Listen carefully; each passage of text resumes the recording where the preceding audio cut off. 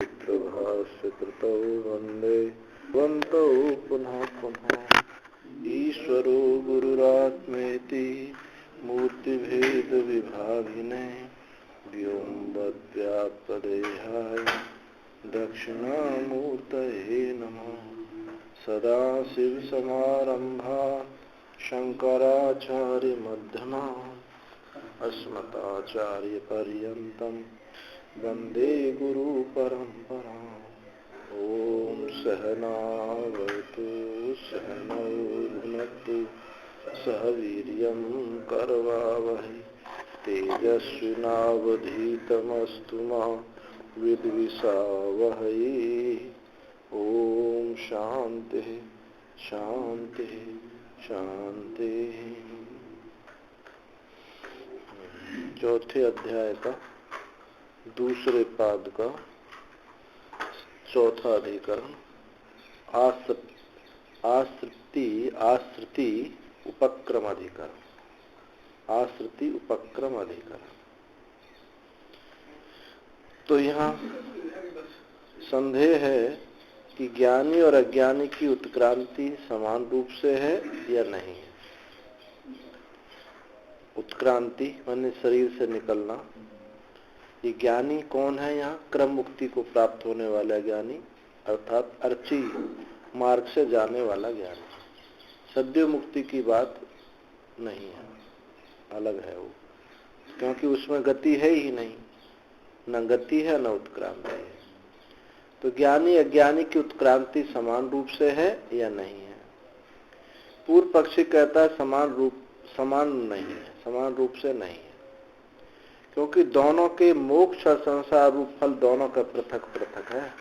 एक मोक्ष को प्राप्त होता है, क्रम मुक्त होता है, और एक जो है संसार को प्राप्त होता है, स्वर्ग को जाएगा फिर लौट करके आएगा। तो समान नहीं है दोनों की उत्क्रांति। सिद्धांति का कहना है कि देखो, मार्ग के उपक्रम पर्यंत अर्थात यहाँ से मार्ग बंटवारे होते हैं, अर्ची की प्राप्ति तक वर्तमान जन्म है, अतः उत्क्रांति भी समान है। मार्ग के उपक्रम तक, जहाँ से मार्ग शुरू होता है अर्ची मार्ग, वहां तक तो दोनों एक जैसे जाएंगे, आगे के बंटवारा हो जाएगा। अब उनको भी आगे इसमें आएगा, देखो कि अर्ची मार्ग धूम मार्ग की किस प्रकार से गति होती है। तो संवत्सर से दोनों का विभाजन हो जाता है कि एक मार्ग इधर चला जाता है, एक जो है संवत्सर को नहीं जाता, अयन से ही चला जाता है, एक संवत्सर से होकर के जाता है। तो वहां तक तो गति दोनों की एक है। शरीर से निकलना ये जो है इस प्रकार एक से ही गति है, लेकिन मार्ग विभाजन हो जाने पर तब वहां अंतर आएगा। तो पीछे फल के वैषम्य से उनकी उत्क्रांति विषम भले ही हो, परंतु अर्ची की प्राप्ति तक वर्तमान जन्म है, अतः उत्क्रांति वहां समान हो। समाना च आश्रिति उपक्रमात् अमृतत्वं चानुपोष्य। श्रुति बोलते हैं मार्ग को। गीता में भी कहा नैते श्रुति मार्ग पार्थी आनंद योगी मुह्यति कश्चन। तो आश्रिति यानी मार्ग उपक्रम से, देवयान मार्ग के उपक्रम से प्राग ये यम उत्क्रांति, जो ये उत्क्रांति है उससे पहले की है। यानी मार्ग विभाजन से पहले उत्क्रांति है, निकलना। एक उत्क्रांति है, गति है। गति अलग है, उत्क्रांति में निकलना, शरीर से निकलना दोनों का समान है, वहां कोई भी अंतर नहीं हो सकता। तो सा विद्वत अविदिशो, वो विद्वान की अथवा विद्वान की जो ये उत्क्रांति से पहले है देवयान मार्ग क्रम, समान तुल्याहा भवितुमर्हति, ये वो तो उत्क्रांति तो दोनों की समान है। ज्ञानी अज्ञानी दोनों के लिखे हुए बताए गए। और ज्ञानी के अभी मैंने बोला था, एक ने 2-3 वाक्य बोले थे, आपने ध्यान नहीं दिया। मैंने कि इसको क्रम मुक्ति वाला ज्ञानी समझना, सद्य मुक्ति वाला नहीं है।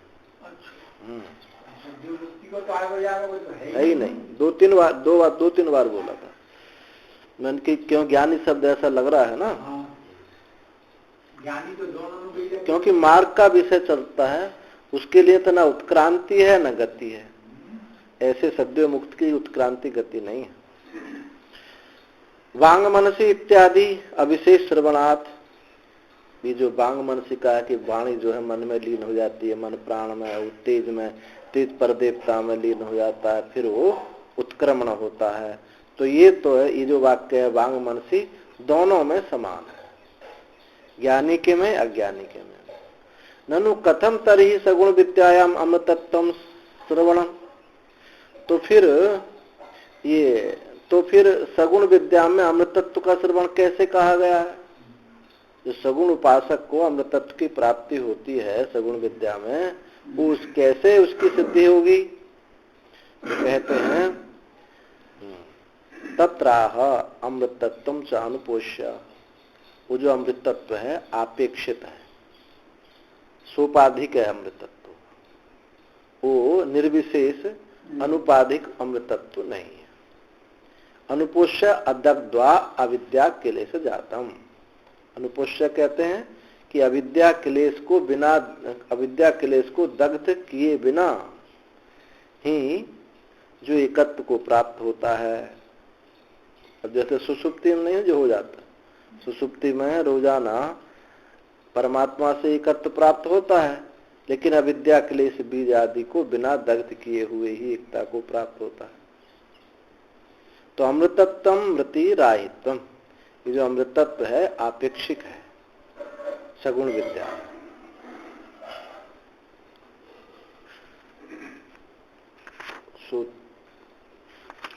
सूत्रार्थ हो गया। अब सेयम उत्क्रांति किम विद्वद अविदुषो समाना किम वा विशेषवती इति विषयानाम विशेषवती इति तावत प्राप्तम।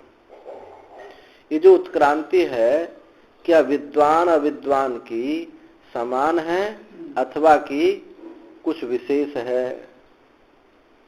ऐसे संशय करने वालों में संशय होने पर कहते हैं विशेषवती इति प्रावत। तो पूर्व पक्षी कहता है कि ये उसकी दोनों में विशिष्टता है, विशेष है। ये तो उत्क्रांति है, विशेष वाली है। भूताश्रय विशिष्टा ही ऐसा, क्योंकि भूतों का आश्रय किए हुए विशिष्ट है। पुनर्भवाय च भूतानि आश्रयन्ते, और पुनर्भव यानी जन्म के लिए भूतों का आश्रय किया जाता है। न च विदुषा पुनर्भव संभवती, जो विद्वान है उसका पुनर्भव होता नहीं है। तो दोनों में अंतर विशिष्टता है। अमृतत्व ही विद्वान असुनुते, विद्वान जो है अमृतत्व को प्राप्त करता है, ऐसी श्रुति है। तो तस्मात् अविदुषः एव उत्क्रांति, इसीलिए ये अज्ञानी की ही उत्क्रांति है। अब इसमें शंका करते हैं सिद्धांती, पूर्व पक्ष चल रहा है, तो सिद्धांती शंका करता है कि भाई विद्या प्रकरणे समामनानात् विदुषा नैवेश भवेत्, विद्या के प्रकरण में उत्क्रांति का जो श्रवण है, श्रुति है उत्क्रांति की श्रुति, वो विद्वान की उत्क्रांति होनी चाहिए। विद्या के प्रकरण में जो उत्क्रांति का श्रवण होने से विद्वान की ही उत्क्रांति होनी चाहिए। विद्वान भी ऐसा नहीं कि उत्क्रांति नहीं होगी, उसकी उत्क्रांति होगी। विद्या के प्रकरण में समान रूप से समामनात कही जाने के कारण विद्वान की ही ये उत्क्रांति है, अज्ञानी की तो है ही है, लेकिन विद्वान की भी उत्क्रांति है। तो कहता है पूर्व पक्ष, ना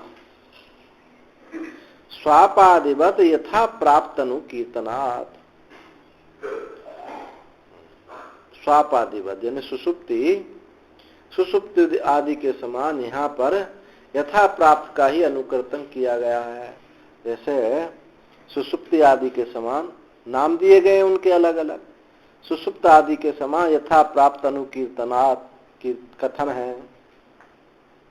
जैसे कि यत्र एतत् पुरुषः स्वपिति नाम हो, जब ये सोता है तो इसका नाम क्या होता है? स्वपिति। अशिशिसति नाम, और जब ये खाने की भोजन की इच्छा करता है तो इसका नाम आशिषति। जब पानी पीने की इच्छा करता है तो फिर इसका नाम है पिपासति। सर्व प्राणी साधारणा एवं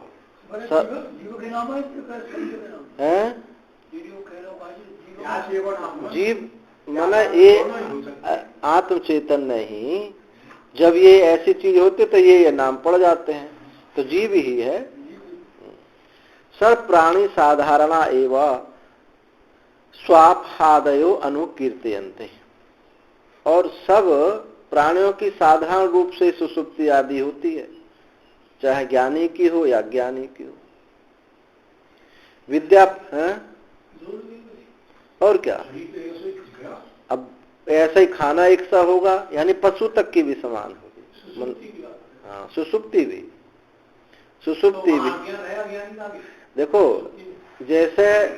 जैसे व्यवहार में आप कहो कि अब तत्व ज्ञान जिसको हो गया है व्यवहार, पहली बात तो ये सद्य मुक्ति ज्ञानी का प्रसंग नहीं चल रहा है, ये क्रम मुक्ति का प्रसंग चल रहा है।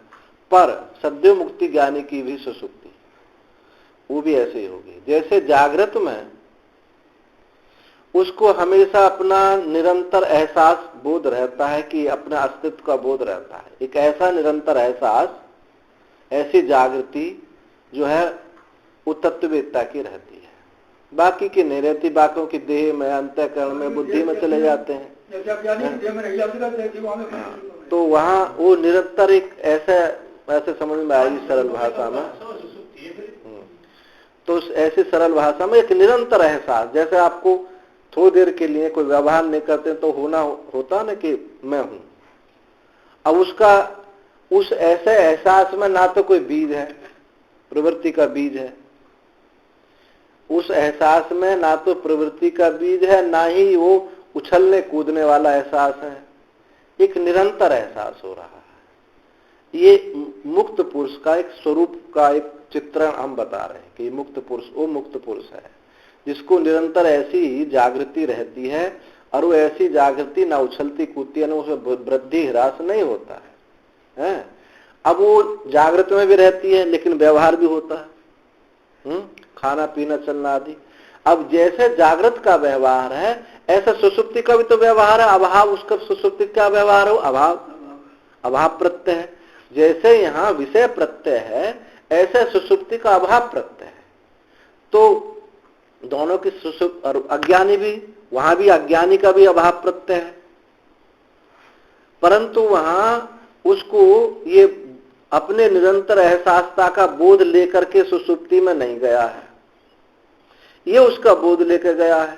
तो जैसे जागृत अवस्था में व्यवहार होता है, तो वहां अनेक व्यवहार करता है वो, ऐसे सुषुप्ति का व्यवहार भी वहां लागू होता है। तो अज्ञानी का भी जागृत का व्यवहार होता है, ज्ञानी का भी जागृत का व्यवहार होता है, ऐसे ही ज्ञानी का भी जागृत सुषुप्ति का व्यवहार होता है, ऐसे अज्ञानी का भी होता है। दोनों के व्यवहार में कोई विलक्षणता नहीं आती है। और यहां तक कि इसी ब्रह्म सूत्र के अध्यास भाष्य में तो कहा पशु का व्यवहार भी समान होता है, पशु का व्यवहार भी ज्ञानी के व्यवहार की तरह ही समानता होती है। सदृशम चेष्टते स्वस्याः प्रकृते ज्ञानवानपि प्रकृति व्यान्ति भूतानि निग्रह किम करिष्यति। ये श्लोक इसी संस्कारात्मक व्यवहार की बात दिखाता है। नहीं, जैसे ये कहते हैं कि अज्ञान है, शायद सुसुप्ति में जब के कहता है बड़ा आनंद से सोया, बड़ा सुख से सोया, वहाँ अज्ञान है इसलिए उसे वहाँ उसका आवास मिलता है। तो ज्ञानी को फिर उस समय आवास नहीं होगा, ऐसा ही होगा ज्ञानी को भी। देखो ज्ञानी सुसुप्ति से तो ज्ञानी भी इसी तरह कहेगा क्या यहाँ? हाँ, वो ज्ञानी भी कहेगा, तो उसको वहाँ पर आभास नहीं हुआ, क्योंकि वो देखो वो आभास हुआ नहीं, उसको पहले से ही निरंतर आभास है उसका। जैसे सुषुप्त जागृत का व्यवहार क्या है, विषय ज्ञान है नहीं है, अज्ञानी को भी है अज्ञानी को भी है। ज्ञानी भी जब कहता है कि मैं पढ़ता हूँ, पढ़ाता हूँ, खाता हूँ, पीता हूँ, ये व्यवहार होता नहीं होता है, यानी विषय जागृत में विषय जागृत व्यवहार होता है। अब सुषुप्ति में जो व्यवहार है उसका क्या रूप है? सुषुप्ति में क्या व्यवहार? हाँ, सुषुप्ति का व्यवहार है अभाव रूप, यानी कुछ भी नहीं है, अभाव रूप है। जहाँ जागृत की तरह व्यवहार नहीं है, इसलिए वहां अभाव रूप होने से वो सुख जो है स्फुरित होने लगता है। विषय की सापेक्षता से सुख स्फुरित नहीं होता, और वहां विषय नहीं रहा तो वो सुख अभाव रूप होने से, वो अभाव होने से सुख स्फुरित हो गया। अब जागने पर जो अज्ञानी जागा, अज्ञानी जागो का मुझे कुछ पता नहीं था, तो उसने मुझे कुछ पता नहीं, उसने अभाव का ही वहां अनुवाद किया है, अपनी सुखरूपता का और अभाव का। अब ज्ञानी जो जागा है, तो वहां व्यवहार तो उसका भी अभाव का है।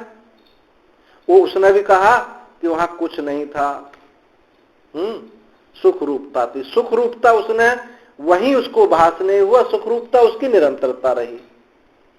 तो दोनों में इतना ही अंतर हुआ। सुषुप्ति में भी रही, हाँ, सुषुप्ति में भी रही, जागृति में भी रही। उसको उसने उसके लिए नहीं कहा, उसका इतना ही अंतर समझना चाहो तो उसने कहा मुझे कुछ पता नहीं था। अज्ञानी का भी ज्ञानी का भी, हाँ, कुछ पता नहीं, अभाव नहीं दिया।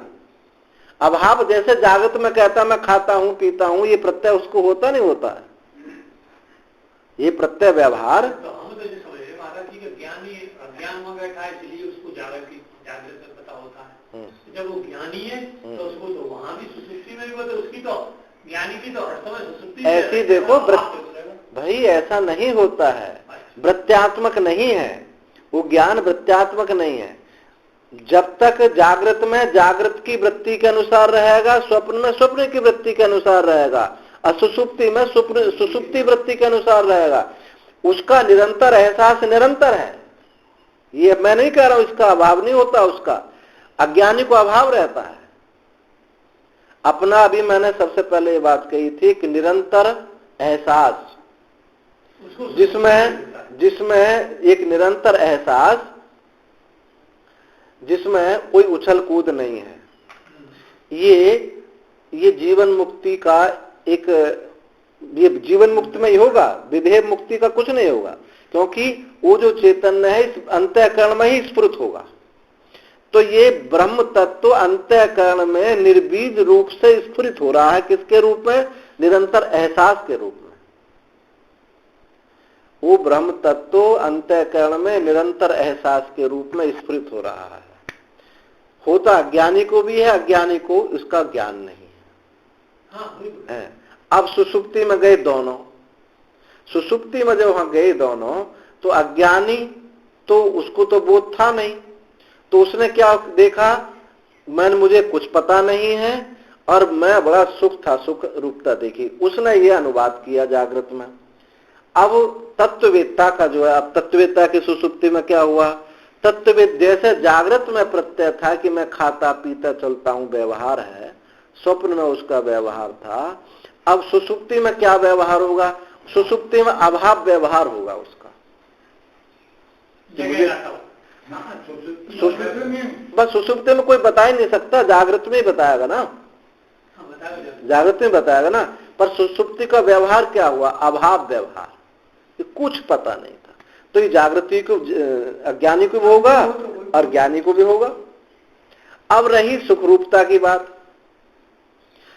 अज्ञानी को सुख का वहां एहसास हुआ, क्योंकि व्यवहार में उसको सुख का अभाव लग रहा था, उसको महसूस नहीं होता।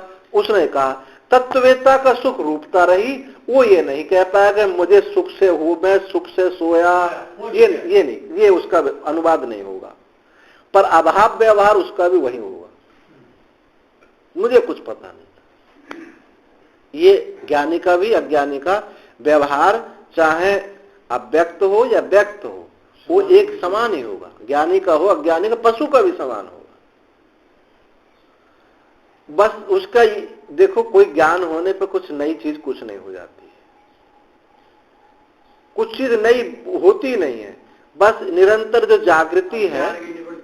हाँ, ये भी एक शब्द है, कुछ नहीं है। अज्ञान वज्ञान कोई निवृत्ति कुछ नहीं है।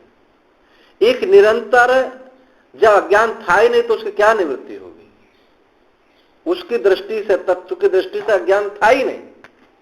मुक्त पुरुष का यह अनुभव है कि सब मुक्त ही मुक्त है, बंधन में कुछ नहीं है। एक देह में होता था, उसको यह कहता कि मैं मुक्त हूं, ये बंधन में है, अज्ञानी है। उसके लिए तो कुछ अन्य है ही नहीं, वही स्फुरित होता है। जैसे सूर्य भगवान निरंतर प्रकाशित हो रहे हैं, कर्तृत्व तो नहीं होता, प्रकाशित हो, ऐसा ही आत्म चैतन्य निरंतर प्रकाशित हो रहा है। कुछ अंतर नहीं आता है, बस यही है कि उसको, जो अज्ञानी को उस तत्व का एहसास नहीं होता है व्यवहार के कारण, बहिर्मुखता के कारण, और वो इतना अंतर्मुख हो गया है कि बहिर्मुख करने वाली जो अविद्या थी वो वहां नहीं रही है, निरंतर अंतर्मुख ही रहता है, जागृत में भी, स्वप्न में भी, सुषुप्ति में भी। तो अब व्यवहार तो व्यवहार की रीति से होगा, जागृत का व्यवहार जागृत की रीति से, स्वप्न का व्यवहार स्वप्न की रीति से, और सुषुप्ति का व्यवहार सुषुप्ति की रीति से। सुषुप्ति का व्यवहार इन दोनों से विलक्षण है। सुषुप्ति का व्यवहार यही है कि अभाव है। इसलिए योग दर्शन में सूत्र यह है, अभाव प्रत्यालंबनम वृत्ति निद्रा। निद्रा को वृत्ति कहा, अभाव प्रत्यय को आलंबन किए हुए। वहां अभाव प्रत्यय है, विषय प्रत्यय नहीं। तो ये ज्ञानी का भी ऐसे होगा और अज्ञानी का भी ऐसे होगा, दोनों में कोई अंतर नहीं। बस वो प्रत्यय नहीं, वो जो प्रत्यय में तो कोई अंतर नहीं हुआ, भाव अभाव के में, पर ये अंतर हुआ कि उसकी जो सुख रूपता का निरंतर उसको एहसास हो रहा था, वो रहा। निरंतरता ही है, निरंतर। सुषुप्ति काल में भी ये नहीं कह सकता कि मैं हूं, मैं ज्ञान हूं, ये भी नहीं। सुषुप्ति काल में ये भी नहीं हो सकता। मैं हूं, ये भी एक जीवन मुक्ति एक प्रत्यय है, जो विधेय कैवल्य होने पर नहीं रहता है। अंतःकरण में वो चैतन्य निर्बीजता, अविद्या निर्बीज से रहित, अविद्या बीज से रहित वो स्फुरित होता है तत्ववेत्ता का। कैसे? कि मैं हूं, अस्तित्व के रूप में है कि मैं हूं, इस रूप में व्यवहार उसका स्फुरित होता चैतन्य। और वो अंतःकरण देह इंद्रियों के कारण होता है। जब अंतर देह इंद्रिय नहीं है तो फिर स्फुरित होता हुआ चेतन फिर नहीं होगा। तो जब तक ये शरीर है तब तक स्फुरित होता हुआ। इसलिए श्रुति ने कहा कि तब तक उसके मोक्ष में तभी तक देर है जब तक उसका प्रारब्ध क्षीण नहीं हो जाता है, ऐसा कई श्रुति आती है ऐसी। तो वो विधेय कैवल्य की दृष्टि से जब तक तत्ववेत्ता रहेगा उसका चैतन्य जो है अंतःकरण में स्फुरित होता हुआ होगा। असुसुप्ति में मैं हूं के रूप में स्फुरित नहीं होता है, ना ज्ञानी का होता ना ज्ञानी का होता। और ये बात जरूर है कि अज्ञानी की सुसुप्ति भी और स्वप्न भी खूब होता है, लेकिन ज्ञानी का स्वप्न तो यदा कदा कभी हो गया, और सुसुप्ति भी उसकी कम हो जाती है। यदि उसका व्यवहार है, ऐसे ज्ञानी का व्यवहार है तो सुसुप्ति होती है, यदि व्यवहार नहीं है तो उसकी सुसुप्ति बहुत कम हो जाती है, वो सब ध्यान से चली जाती है।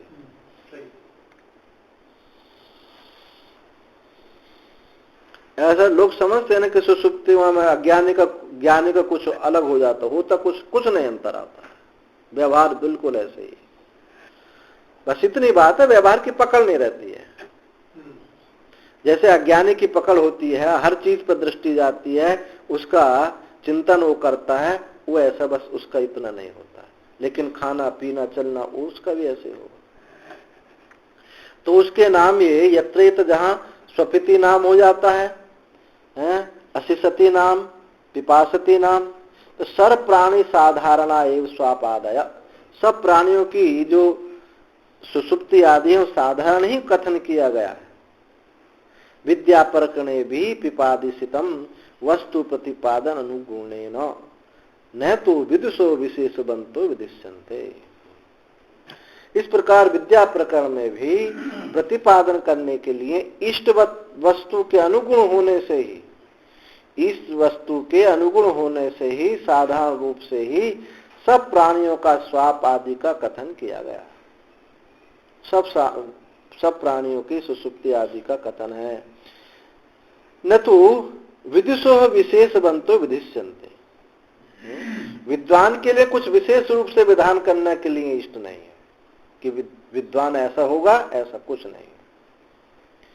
इयम एवं इयम उत्क्रांति महाजनगत ही अनुकीर्त्यन्ते यस्याम परस्याम देवतायाम पुरुषस्य प्रियतः तेजः संपद्यते स आत्मा तत्त्वमसि इति एतद् प्रतिपादितुम। ये जो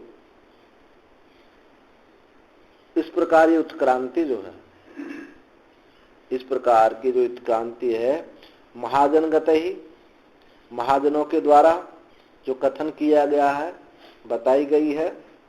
इस्याम परस्याम देवतायाम, ऊपर देवता में पुरुष का जो मरने वाला है पुरुष, उसका पर देवता में तेज में लीन हो जाता है।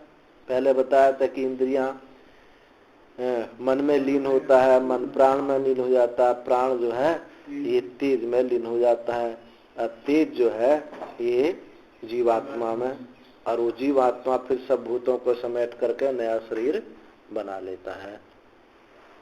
तो पर देवता में जो प्रयाण करने वाले पुरुष का तेज संपन्न होता है, वह आत्मा है, वह तू है, ऐसा प्रतिपादन करने के लिए जन समूह गति ही विद्वान अविद्वान साधारण उत्क्रांति अनुकीर्तन। तो ज्ञानी और अज्ञानी दोनों की उत्क्रांति समान होगी। जब तत्ववेत्ता का शरीर छूटेगा, उसका भी पैर ठंडे हो जाएंगे धीरे धीरे। जैसे अज्ञानी मरता है ऐसे ही वो भी जाएगा, दोनों में अंतर नहीं है। योगी की बात अलग है कि आसन लगा करके ब्रह्मरंध्र से शरीर निकाल देवे, और कोई जरूर नहीं है कि ब्रह्मरंध्र से शरीर निकला उसी की क्रम मुक्ति प्राप्त होगी, ऐसा नहीं है। उसकी जैसे अज्ञानी के शरीर छूट रहा है तो उसकी भी छूट सकता है। तो प्रसिद्धा च ईसा विदुषा, तो ये प्रसिद्ध ही है। न तस्या प्राणा उत्क्रामंती, उसके प्राण उत्क्रमण नहीं करते, उसके प्राण उत्क्रमण नहीं करते। इस प्रकार अविदुषा एव एस इति, इसलिए ही अज्ञानी का ही है। तत्ववेत्ता का तो क्या कहा कि उसके प्राण उत्क्रमण नहीं करते। ये जो उत्क्रांति है ये किसकी है? अज्ञानी की ही है, ऐसा पूर्व पक्षी कहता है। सिद्धांति का क्या कहना है? इसको पहले मन में बिठा कर रखें तो फिर सब पंक्ति लगती चली जाएंगी। इसलिए पहले जो अधिकरण सार है वो स्पष्ट समझ में आ जाता है, तो फिर समझ में आ जाए कि पूर्व पक्ष क्या है, सिद्धांत क्या है।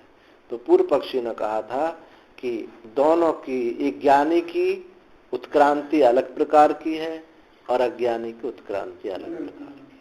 बल्कि वो कहता है कि ज्ञानी की उत्क्रांति नहीं, न तस्य प्राणोत, अज्ञानी की उत्क्रांति है। सिद्धांति ने कहा नहीं, ये दोनों की उत्क्रांति समान। एवं प्राप्ति ब्रूमः, इस प्रकार प्राप्त होने पर सिद्धांति कहता समाना च उत्क्रांति बांग मनसी इत्यादि। ये जो उत्क्रांति है शरीर से निकल रहा है, दोनों का समान है, बांग मनसी इत्यादि रूप से।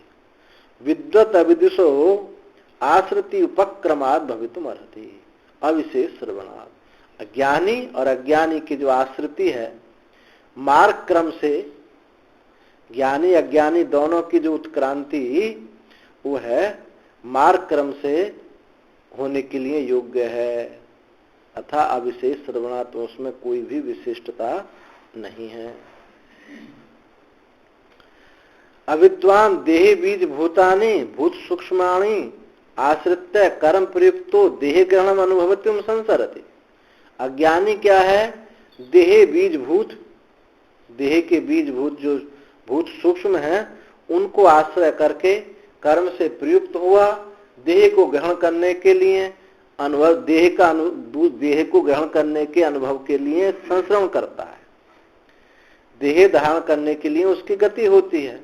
अविद्वांस तो ज्ञान प्रकाशितम मोक्ष नाड़ी द्वारा आश्रयते, किंतु जो विद्वान है वो क्रम मुक्त को अर्ची मार्ग से जाने वाला है, वो तो ज्ञान प्रकाशित मोक्ष नाड़ी, ज्ञान मोक्ष नाड़ी कौन सी नाड़ी होती है? सुषुम्ना नाड़ी।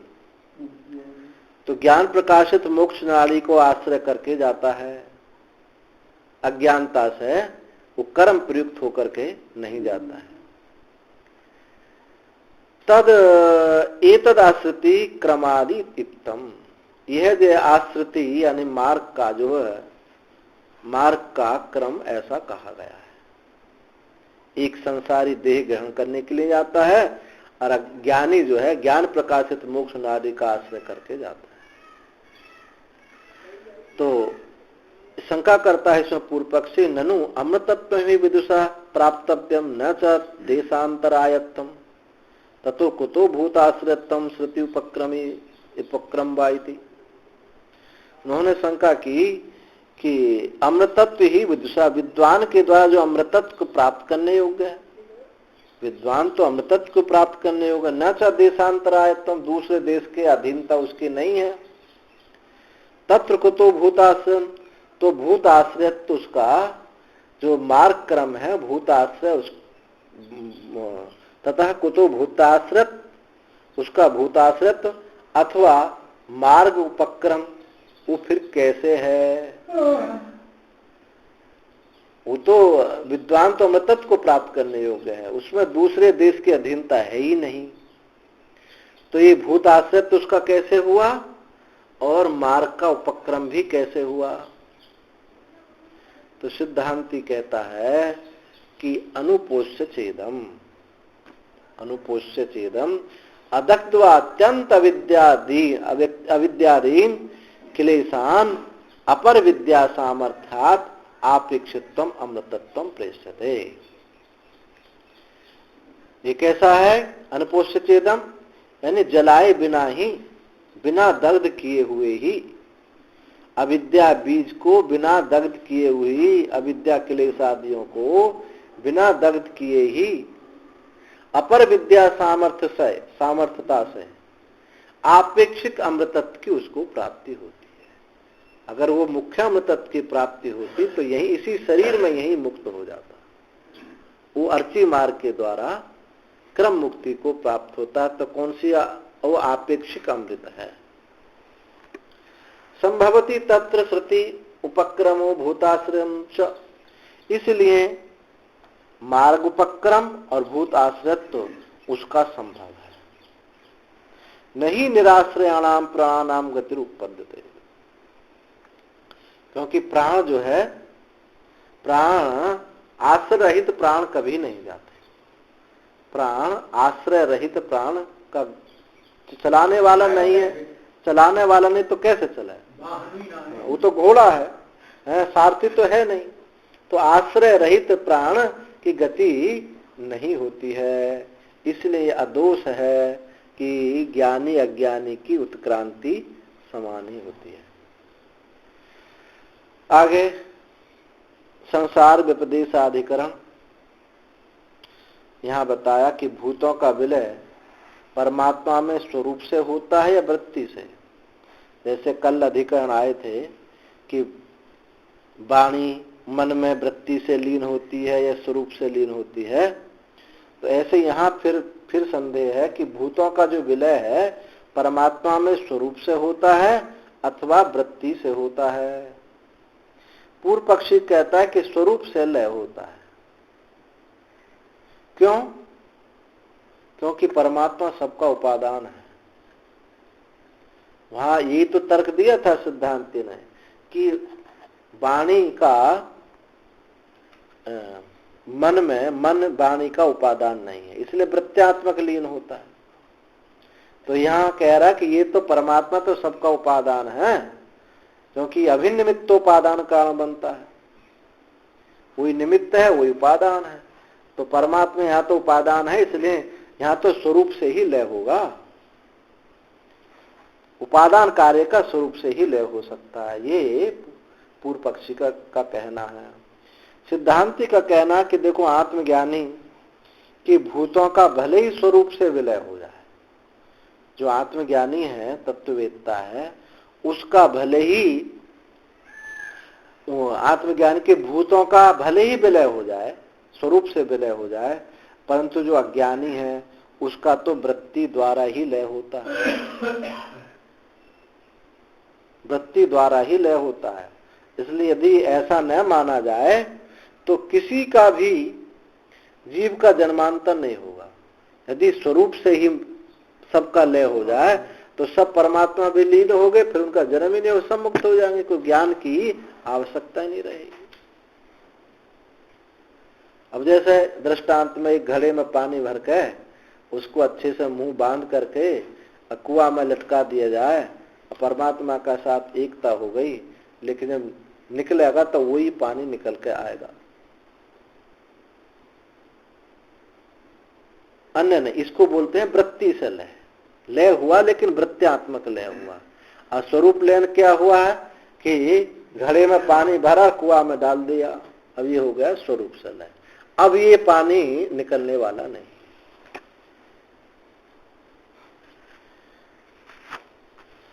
तदा पीते संसार विपदेशात ततः यथोक्तम तेज, जो तेज कहा आपीते आमोक्षात, ये जो तेज है कहा मोक्ष पर्यंत। ये जो तेज कहा था कि तेज पर देवता, तेज वो प्राण जो है तेज में लीन हो जाता है और तेज पर देवता में लीन हो जाता है, तो ये कहा कि ये तेज जो है मोक्ष पर्यंत रहता है। जब तक मोक्ष नहीं हो जाता तब तक ये तेज रहता है, भूत रहते हैं। संसार विपदेशात योनि मन्ने इत्यादि ना संसार से कथनात्, आगे श्रुति आएगी उसमें बताएंगे कि भाई ये कि तेज जो है मोक्ष पर्यंत रहता है। तेज परस्याम देवतायाम, ये तेज पर देवता में लीन होता है।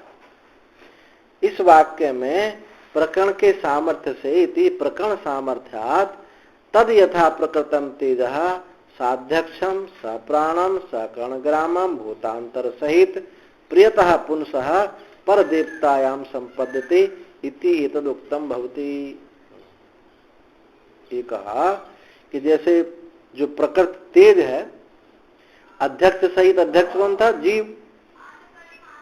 अध्यक्ष प्राण सहित, इंद्रिय समुदाय सहित, भूतों सहित ये प्रयाण करता हो जो पुरुष का परदेवता में लीन हुआ। ऐसा तो पीछे बताया था कि इंद्रियां जो है मन में लीन हो गई, इंद्रियां मन में लीन होगी, मन प्राण में लीन होगा, प्राण तेज में लीन होगा, तेज परदेवता में लीन होगा।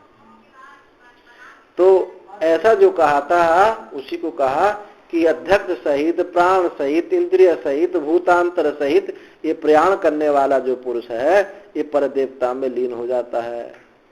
तो कीदृशम पुनरियम संपत्ति स्यात्, तो ये जो लीन होना है इस पर हम विचार करते हैं कि ये जो लीन विलय है ये किस प्रकार का है, इस पर विचार करते हैं।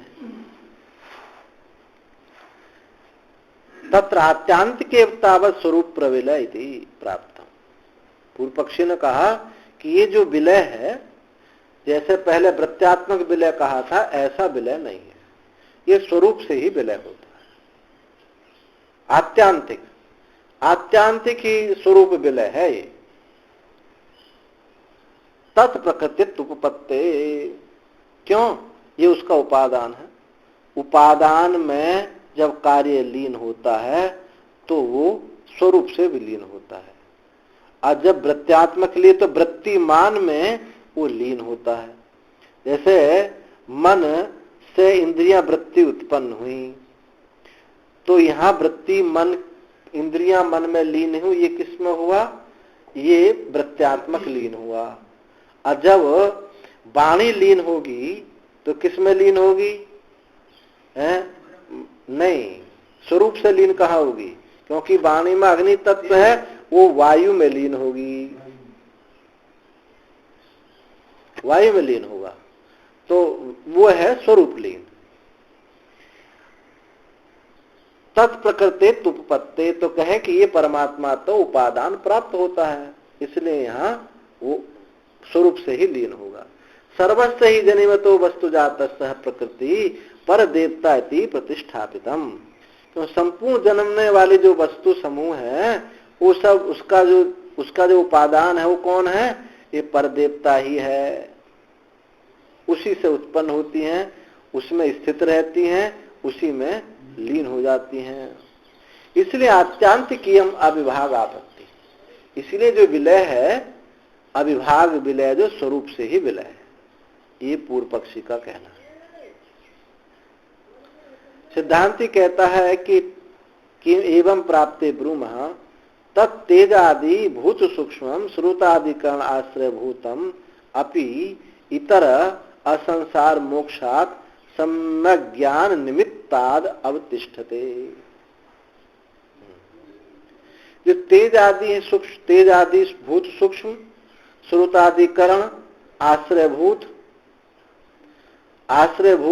अपि इतर असंसार मोक्षात, कि सम्यक ज्ञान से जब तक संसार से छुटकारा नहीं मिल जाता, सम्यक ज्ञान से जब तक संसार से छुटकारा नहीं हो जाता, तब तक ये क्या रहता है? अवस्थित बना रहता है। तेज आदि जो है बने रहते हैं। स्वरूप से लय नहीं हो सकते, वृत्ति से ही लय होगा। योनि मन ने अब जैसे घड़ा है, वृत्ति माने व्यवहार है, घड़ा है, अब वो लीन होता है मिट्टी में, तो ये क्या होगा? स्वरूप से लीन हुआ। हाँ। अब वृत्ति का लीन कैसा होता है? केवल उतने अंश तक ही लीन होगा। जैसे एक व्यापारी आदमी है, अब उससे माल खरीद के एक दुकानदार वो अपना काम चलाता है, जो सामान बिकता है ठीक बिकता रहता है, व्यवहार चलता रहता है। कुछ सामान ऐसा होता है रिजेक्ट है या कुछ है, तो फिर कहाँ देता उसको? जिससे लाया उसी को देगा ना, या किसी और को देगा? उसी को देगा। तो ये क्या है? उस व्यापारी का, छोटे व्यापारी का बड़े व्यापारी के साथ लीन होना है, उसके साथ एकता होती है। तो ये कैसी हुई? वृत्ति की। और जब लौट करके वापस आता है नहीं, ये स्वरूप से लय होगा। ऐसे वाणी जो है मन में लीन होती है। कैसे होती है? वृत्त्यात्मक, क्योंकि वाणी अपनी जो सत्ता प्राप्त करती है मन से प्राप्त करती है, तो ये वृत्त्यात्मक लीन है, उसका मन में लीन हुई। ये स्वरूप लीन नहीं हुआ। स्वरूप लीन में तो फिर वो वापस लौटता नहीं। हाँ जी, हाँ, अधिष्ठान में लीन होता है।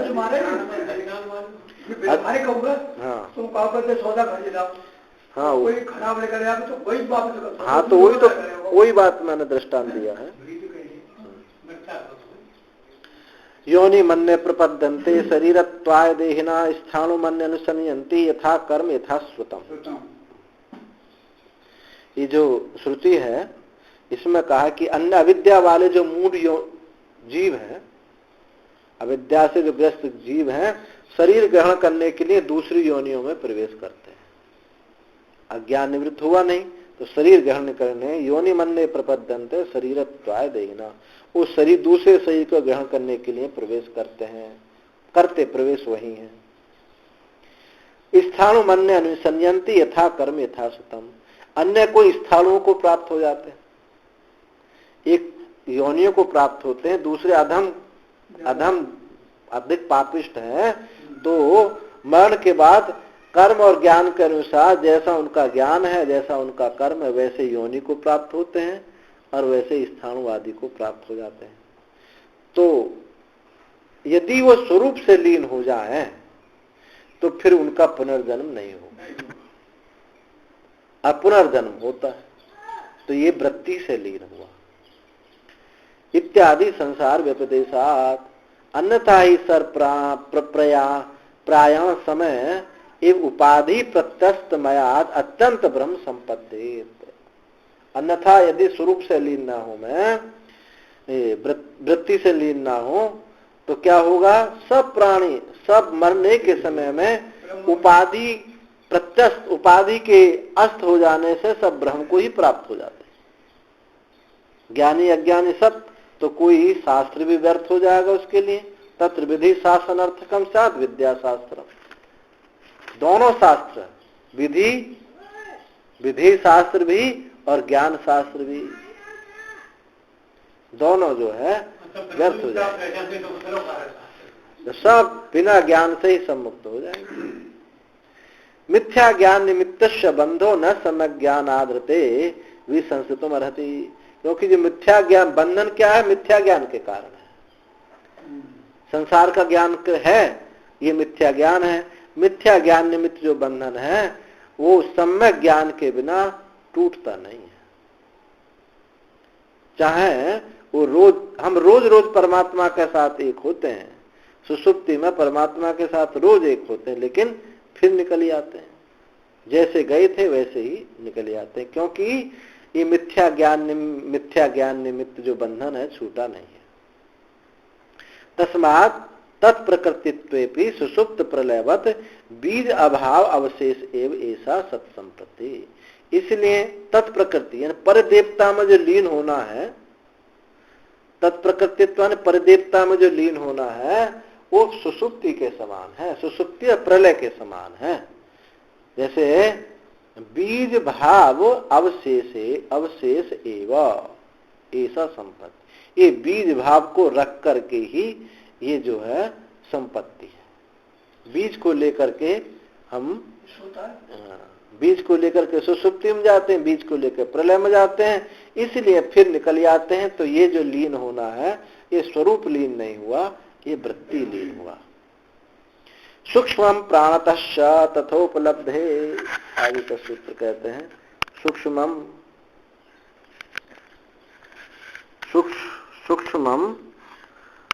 प्रमाणतश्च तथोपलब्धे, यथोक्तम तेजो, तेज है वो प्रमाण से, स्वरूप से, परिमाण से, प्रमाण से और सूक्ष्म से, स्वरूप से, ये क्या है? सूक्ष्मम, अणु परिमाण वाला सूक्ष्म। तथोपलब्धे तस्य नाड़ी द्वारा निष्क्रमण श्रुत्या तथा सूक्ष्मत्वस्य उपलब्धि इत्यर्थ। ये नाड़ी द्वारा उसका जो निकलना है, ये उसकी सूक्ष्मता को ही बोध कराता है। क्योंकि नाड़ी इतनी सूक्ष्म होती है, बाल के अग्रभाग के भी उनके टुकड़े 1000 टुकड़े किए जाए तो इतनी सूक्ष्म है, बाल ही नहीं दिखाई देता है। तो उस नाड़ी से ये निकलता है जीव, तो क्या हुआ? सूक्ष्म हुआ। तच्च इतर भूत हितम तेजो जीवस्य अस्मात् शरीरात् प्रवसतः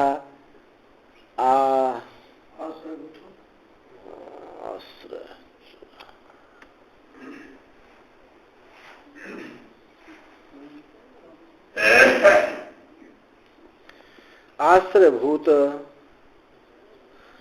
स्वरूपतः प्रमाणतः सूक्ष्म भवितुमर्हति। इस शरीर से निकलने वाले जीव जो है अन्य भूतों के सहित, अन्य भूत पंचभूतों के सहित उस आश्रयभूत तेज का स्वरूप से और परिमाण से उस सूक्ष्म होना ही युक्त है। तथा ही जैसे नाड़ी निष्क्रमण श्रवणादिभ्यो अस्य सूक्ष्मत्व उपलब्ध है।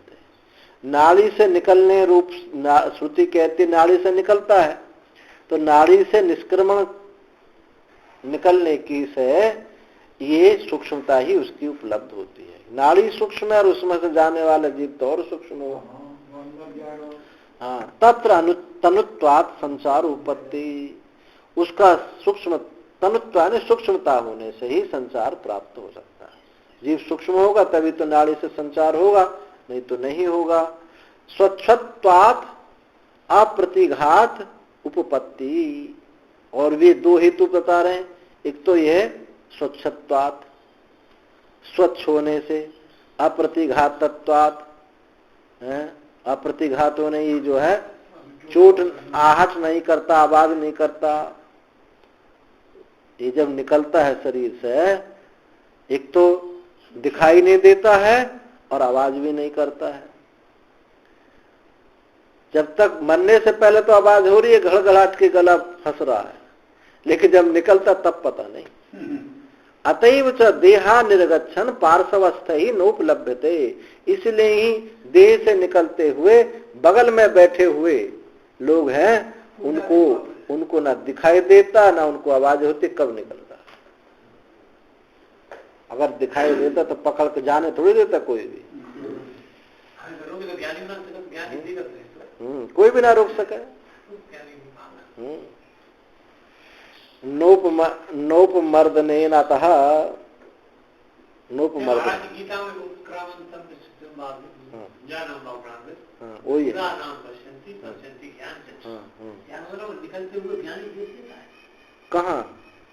कहाँ इसका अर्थ है? क्या क्या ध्यान से उत्क्रामंतम स्थितम वापि, उत्क्रमण करता हुआ। कौन से श्लोक का अध्याय का 8वें का 15वें का? हाँ, थोड़ा वो नहीं आ रहा। उत्क्रामंतम स्थितम वापि भुंजान अम्बा गुणान्वितम विमूढ़ानानुपश्यन्ति। इसमें तो कुछ ऐसे निकलने वाली कोई बात नहीं है। ऐसी उत्क्रामंतम निकलता हुआ अथवा स्थित हुआ, भोजन करता हुआ, गुणों से युक्त हुआ। विमूढ़ ही लोग, विमूढ़ उसको नहीं देखता है, और पश्यन्ति ज्ञान चक्षुषा, ज्ञान चक्षुष को देखता है। कैसे देखता है? ऐसा नहीं है कि जाता हुआ निकलता, अगर जाता हुआ जाएगा तो उसका आकार बन जाएगा, ये ऐसा नहीं देखता है। वो जानता है, उत्क्रामंता है कि निकलते हुए, मतलब चाहे बैठा हो निकलता हो, अपने स्वरूप में स्थिति है उसकी। उत्क्रामंत चाहे निकल रहा हो, चाहे स्थित हो, चाहे खाना पीना कुछ भी हो रहा हो, वो निरंतर है।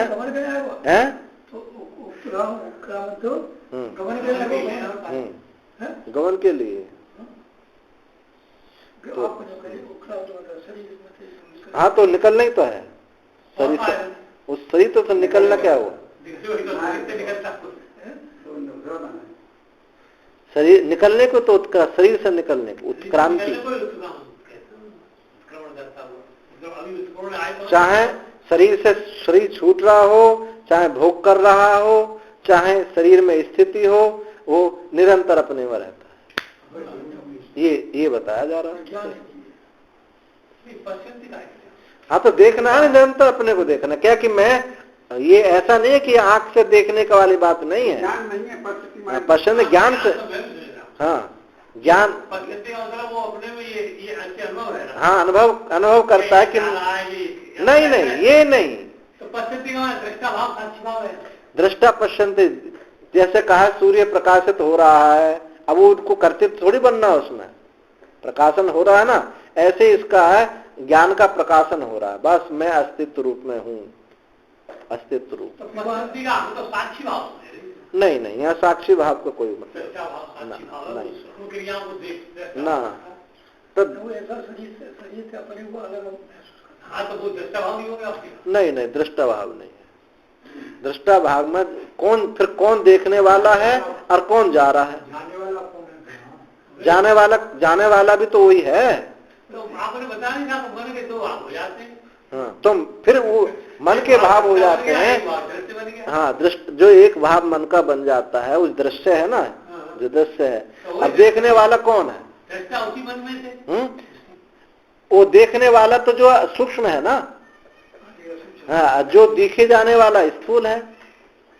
तो जो देखने वाला जो भाग है, वो अलग रहा ना। अब यहाँ तो देखने वाला भाग अलग है, देखने वाला भाव तो अलग बन गया ना। तो यहाँ तो ऐसा भाव तो देखने वाला भाव जो हो ज्ञान रूपता है उसकी, यहाँ वो वाली बात नहीं है।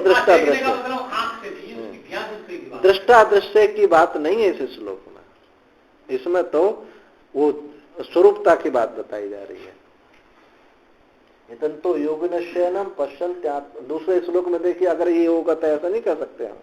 यतन तो यत्न करता हुआ योगी भी इसको देखता है, आत्मनि अवस्थित, अपने स्वरूप में स्थित हुआ देखता है। दूसरे श्लोक में कहाँ दृष्टा दृश्य भाव आ रहा है। यतन तो कृतात्मानो नैनम पश्यन्ति चेतसा, यतन तो जो अकृतात्मानी है, अज्ञानी है, तो नैनम पश्यन्ति चेतसा, इसको अचेती अज्ञानी वो नहीं देखता। तो यहाँ स्वरूपता की बात है, दृष्टा दृश्य की बात नहीं है।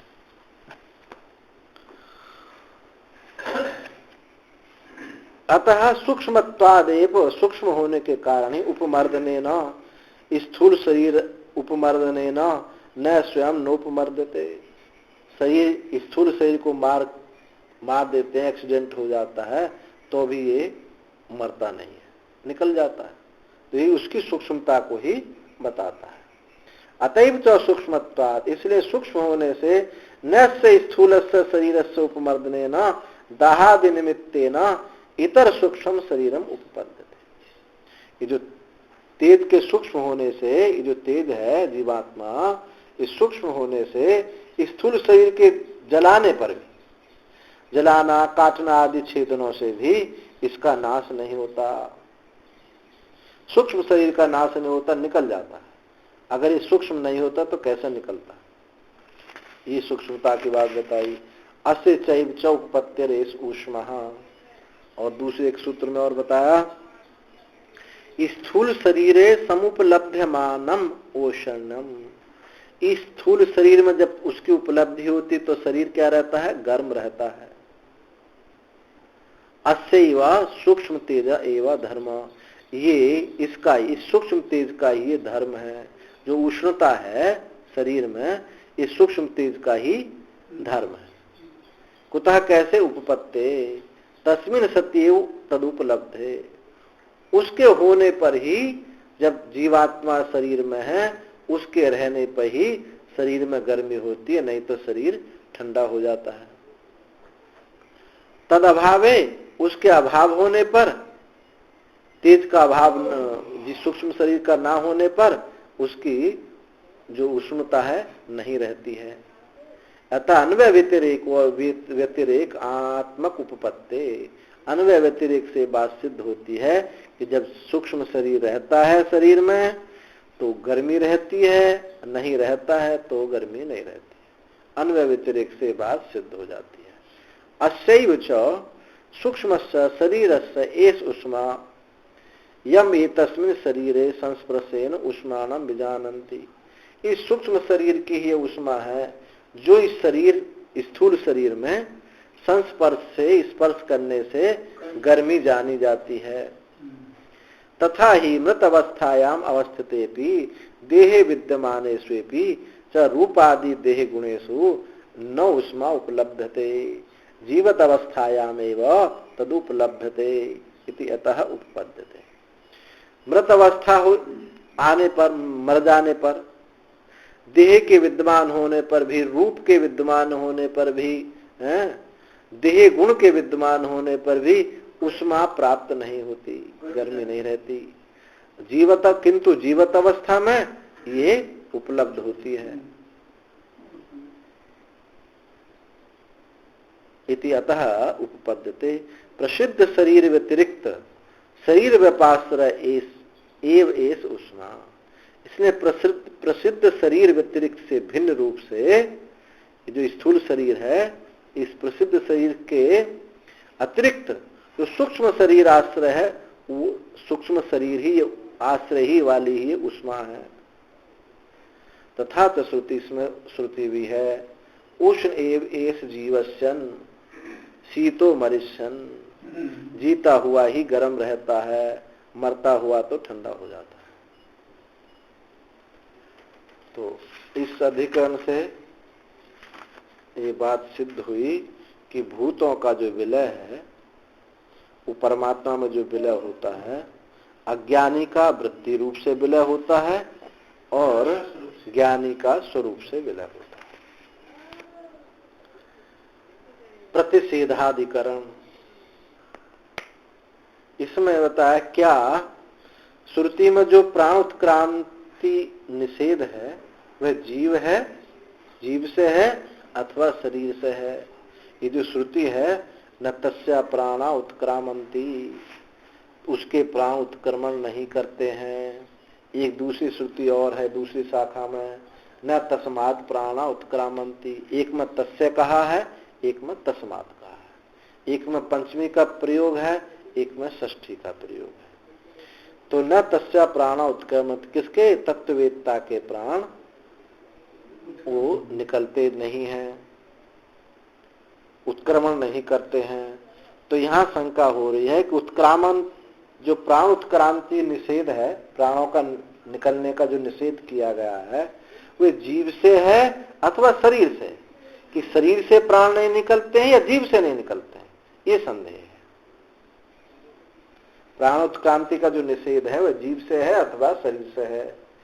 तो पूर्व पक्षी कहता है जीव से प्राण उत्क्रांति का निषेध है, कि जीव से प्राण जो निषेध किया गया है वो जीव से प्राण की उत्क्रांति का निषेध किया है। अन्यथा सर्वदा शरीर जीता ही रहता, नहीं तो शरीर जो है ये हमेशा जीता ही रहता।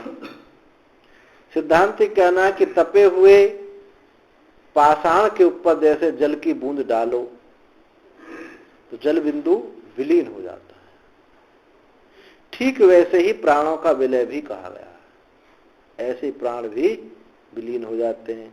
इसलिए मरने पर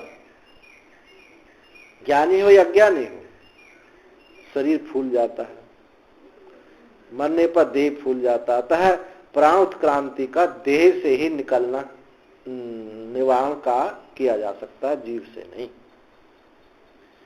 शरीर से प्राण निकलता है। अगर शरीर से प्राण न निकलता तो शरीर विकृत नहीं होता, लेकिन फूल जाता है, विकृत हो जाता है। तो अब पूर्व पक्ष का सूत्र है। पूर्व पक्ष कहता है प्रतिषेधात इति चेत न शरीरा प्रतिषेधा न तस्या प्राणा उत्क्रामंती इति श्रुत्या निर्गुण ब्रह्मविदा शरीरात् उत्क्रांति निषेधात् नास्ति तस्य उत्क्रांति।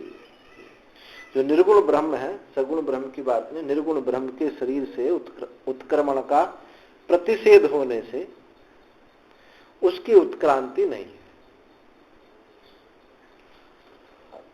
ऐसा नहीं है, नहीं यह युक्त नहीं है कि तत्ववेत्ता जो निर्गुण ब्रह्म को जानने वाला तत्ववेद है शरीर से उत्क्रांति का निषेध है। शरीर से उसके प्राण जो कहा कि निषेध कहा कि न तस्या प्राणा उत्क्रामंती, उस शरीर से उसके प्राण नहीं निकलते हैं। तो नास्ति अस्ति उत्क्रांति, उसकी ये नहीं है उसकी उत्क्रांति। क्यों नहीं है? शरीरात् जीवात् अयम् निषेधः, ये जीव से ही कहा जाता है कि उसके प्राण नहीं निकलते, शरीर से तो निकलते हैं। अयम निषेधः न शरीरात्, अतः प्राणादि युक्तस्य जीवस्य ब्रह्मविदस्य अस्ति उत्क्रांति थी पूर्व पक्ष, कि जो निषेध जीव से है शरीर से नहीं। इससे प्राणादि युक्त जो जीव है और ब्रह्मविद की उत्क्रांति है, यह पूर्व पक्ष है। प्राणादि से युक्त जीव और ब्रह्मविद की उत्क्रांति है, ऐसा पूर्व पक्ष कहा। पूर्व पक्षी ने कहा अमृतत्वम च अनुपोष्य, जो पीछे सूत्र आया था, विशेषणाद आत्यांतिक अमृतत्वे गति उत्क्रांतयो अभाव अभ्युपगतः। इस श्रुति का क्या, इसका सूत्र का क्या अर्थ है कि अमृतत्वम च अनुपोष्य, अविद्या आदि संपूर्ण क्लेश समूहों को दाह किए बिना ही जो अमृत तत्व की प्राप्ति होता, अर्थात आपेक्षिक अमृत तत्व की प्राप्ति। तो इस विशेषण से आत्यांतिक अमृत तत्व में, आत्यांतिक अमृत तत्व में गति और उत्क्रांति का दोनों का अभाव है। जिसको आत्यांतिक अमृत तत्व की प्राप्ति हो तो ना तो वहां गति होगी और ना वहां उत्क्रांति होगी, ऐसा स्वीकार किया गया है। और तत्रापि किंचित कारणेन उत्क्रांति आशंका, वहां भी किसी कारण से उत्क्रांति की आशंका करके उसका प्रतिषेध करते हैं। किसी कारण से उसकी उत्क्रांति होती है, ऐसी कोई आशंका करता है तो उसका प्रतिषेध श्रुति करती है। क्या कहती है? अथ अकामाय मानो युवा कामो निष्कामः आप्तकामः आत्मकामो भवति न तस्या प्राणा उत्क्रामन्ति ब्रह्मैव सन ब्रह्माप्येति। ये श्रुति है। अथ यानी सकाम संसार, पहले सकाम सगुण विद्या का वर्णन किया था, गतियों का, अर्ची धूम आदि का वर्णन। तो अथ माने उसके अनंतर, इस धूम अर्ची आदि के मार्ग के अनंतर अकामाय मानो, अकामाय मान जिसकी कामना नहीं है, और अकाम है यानी ब्रह्म। अब ये दोनों शब्द एक जैसे मालूम पड़ रहे हैं, पर अंतर दोनों में अंतर आ जाएगा, नहीं तो पुनरुक्ति दोष हो जाएगा। अकामः ब्रह्म विषयों में विरक्त है। फिर है निष्कामः, यानी अनंत काम वासना रहित। आप्त कामः जिसे ब्रह्मानंद प्राप्त हो गया है। और आत्म कामः फिर क्या है? सर्वात्मिकत्वदर्शी, आत्मा ही जिसकी कामना आत्म रूप ही है। तो ये ऐसा जो पुरुष है, मुक्त जो पुरुष है, उसके प्राण, ऐसे पुरुष के वाक आदि प्राण, इंद्रियां देह से ऊपर उत्क्रमण नहीं करते। यही ब्रह्म ही होकर के वह ब्रह्म को प्राप्त करता है।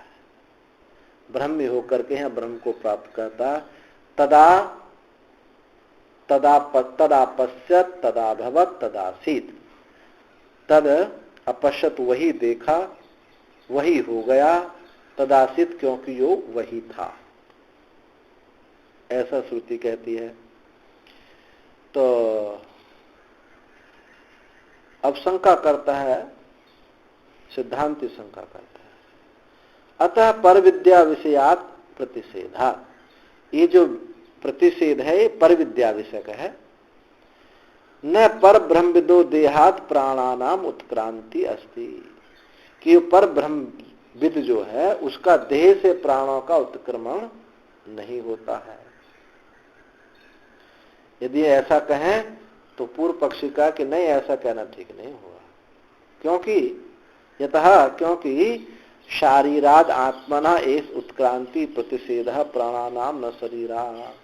क्योंकि शारीर आत्मा जीवात्मा की ये उत्क्रांति का प्रतिषेध है। ये जो श्रुति का ही है, ये जीवात्मा से, शरीर से नहीं, जीवात्मा से ही ये उत्क्रांति का निषेध किया गया है प्राणों का, न शरीर से नहीं।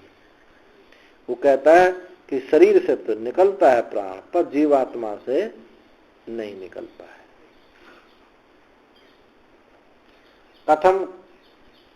कथम अपगम्यते, कैसे जाना जाता है? कि न तस्मात् प्राणा उत्क्रामन्ति। पहले क्या श्रुति? न तस्या प्राणा उत्क्रामन्ति। ये दूसरी श्रुति है, दूसरी शाखा में। यहाँ क्या है? तस्मात् न तस्मात् प्राणः उत्क्रामन्ति। शाखांतरे पंचमी प्रयोग है। दूसरी शाखा में यहाँ पंचमी का प्रयोग है। उससे प्राण उत्क्रमण नहीं करते। तो ये किससे ले लिया उसने? उससे, जीवात्मा से। संबंध सामान विषया ही षष्ठी। क्योंकि षष्ठी कहाँ प्रयोग होती है? संबंध सामान्य, जहां संबंध स्थापित करना होता है वहां षष्ठी का प्रयोग होता है। क्या होते हैं षष्ठी के चिन्ह? का काकी के, रारी रे, ना नेनी है, ये संबंध को स्थापित करता है। शाखांतर्गतया पंचमा संबंध विशेषे व्यवस्थाप्यते, और दूसरी शाखा में पंचम्या संबंध विशेष में स्थापित होती है। जो एक में षष्ठी का प्रयोग है संबंध का, तो संबंध सामान्य विषय षष्ठी, क्योंकि संबंध सामान्य बताने वाली षष्ठी विभक्ति होती है।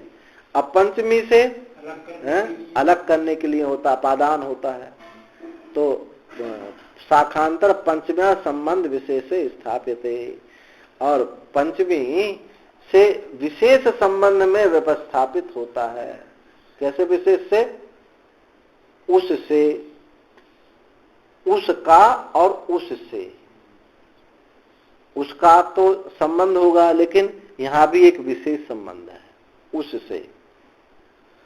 तो तस्मात् उससे, उसके साथ प्रधान रूप से अभ्युदय निश्रेष से, तो तस्मादिति प्राधान्यात् अभ्युदय निश्रेयस अधिकृतो देहि संबद्धते। तो पंचमी से क्या बताया ना? संबंध विशेष स्थापित होता है, और षष्ठी से केवल संबंध स्थापित होता है।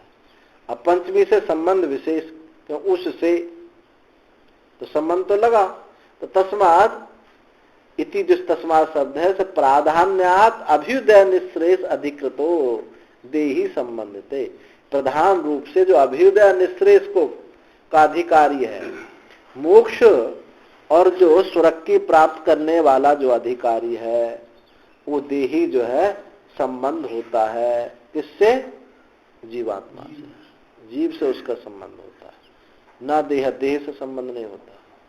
तो तस्मात् शब्द कहने से क्या हुआ? जीव लक्षित हो रहा है, वहां संबंध विशेष है, षष्ठी केवल सामान्य संबंध है।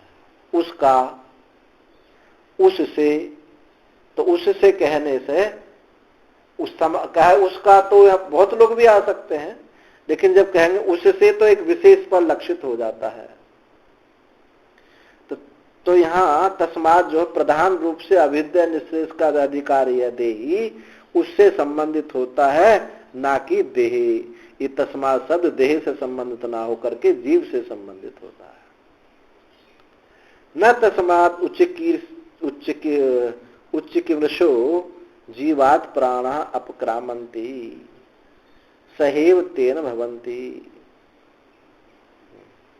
इसलिए जो जीव से उसके प्राण जो है उत्क्रमण करने की इच्छा वाले, जीव से उसके प्राण अपक्रामन्ति, चले नहीं जाते, सहेव तेन भवन्ति, उसके साथ ही रहते हैं, उसके साथ ही रहते हैं, चले नहीं जाते हैं।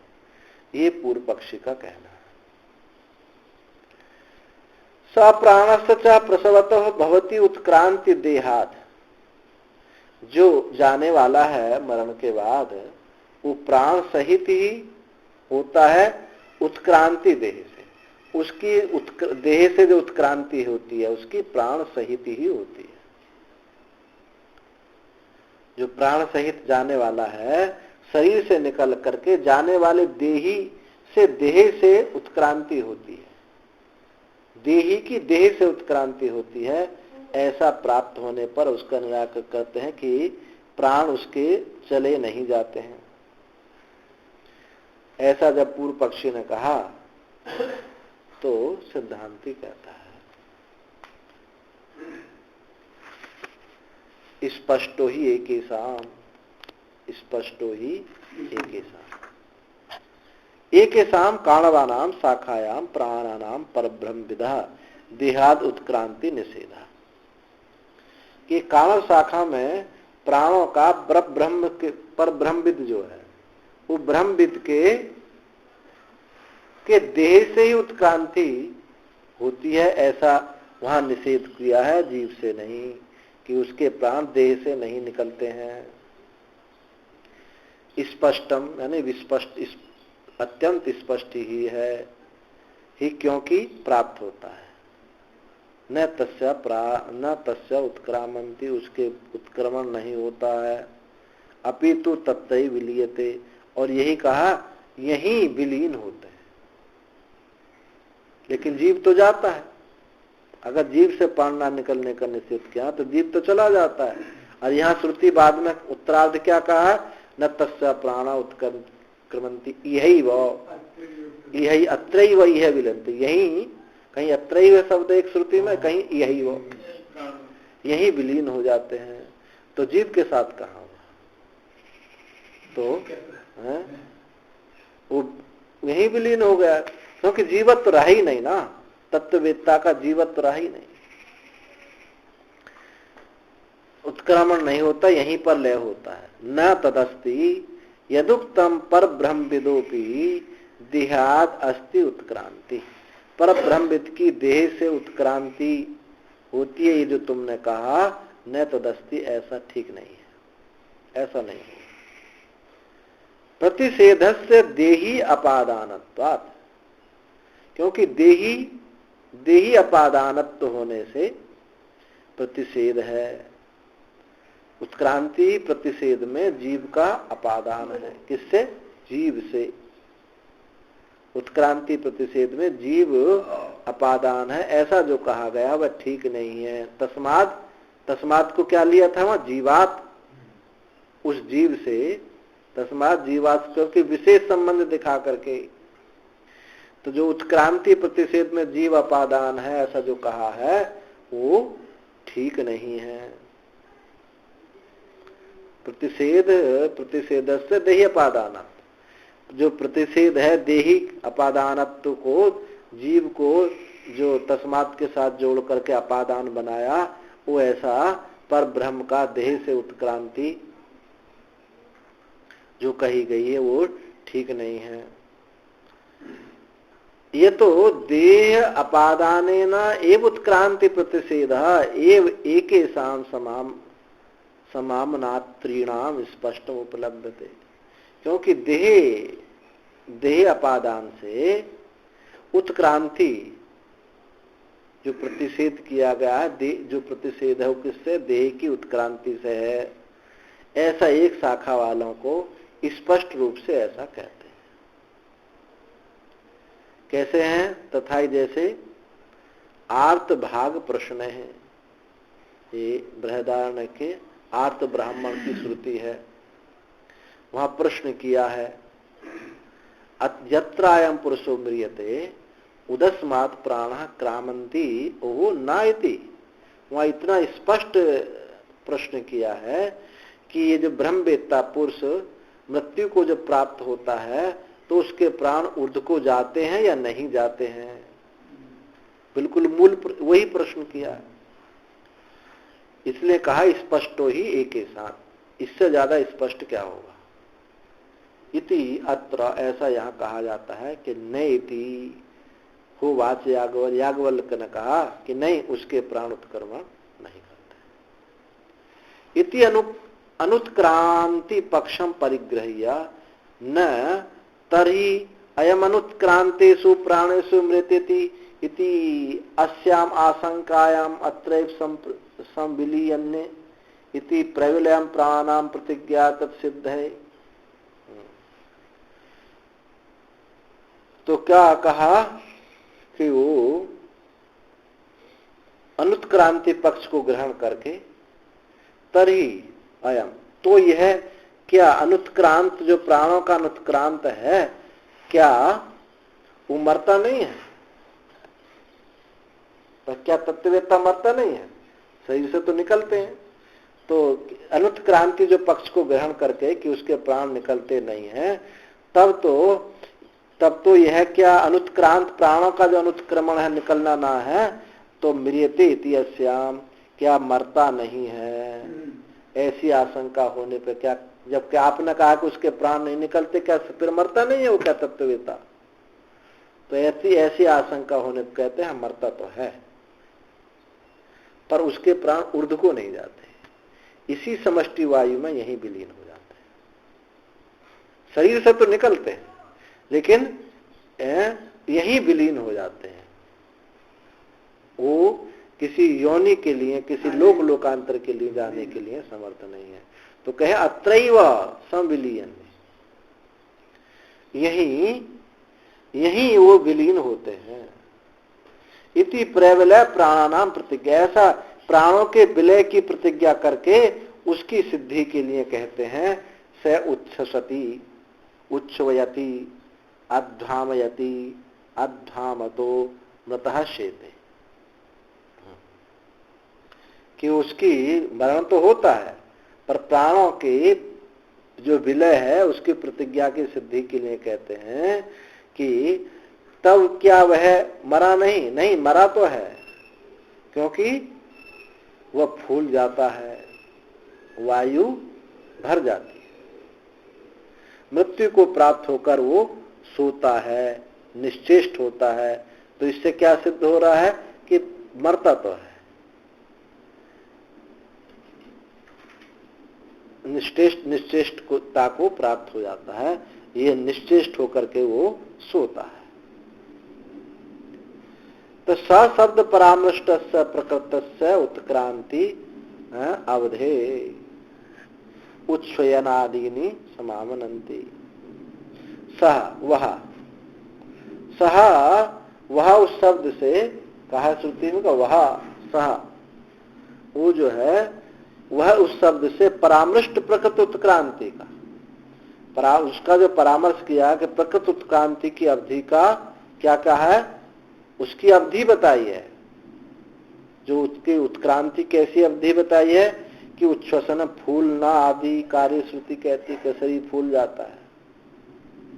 यह उच्छ्वसन देह का होता है, देही का नहीं होता, शरीर का होता है। तो इसलिए शरीर से तो निकलता है प्राण, पर वो ऊर्ध्व को नहीं जाता है, नहीं विलय हो जाता है। तो स शब्द परामृष्ट प्रकृत उत्क्रांति अवधे, स शब्द जो है परामृष्ट प्रकृत उत्क्रांति को, अवधि को फूलना आदि रूप से कहती है। देह सचेतानि स्यु न देहिना, तो ये किसका है? देह का ही है। फूलना आदि देही का नहीं है।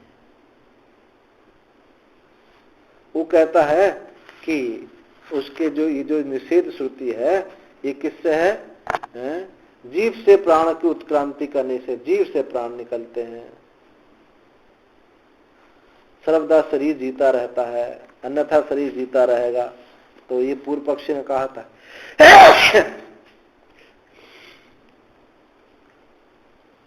तत्सामान्यात् न तस्मात् प्राणा उत्क्रामन्ति यही वह संविलीयन्ते।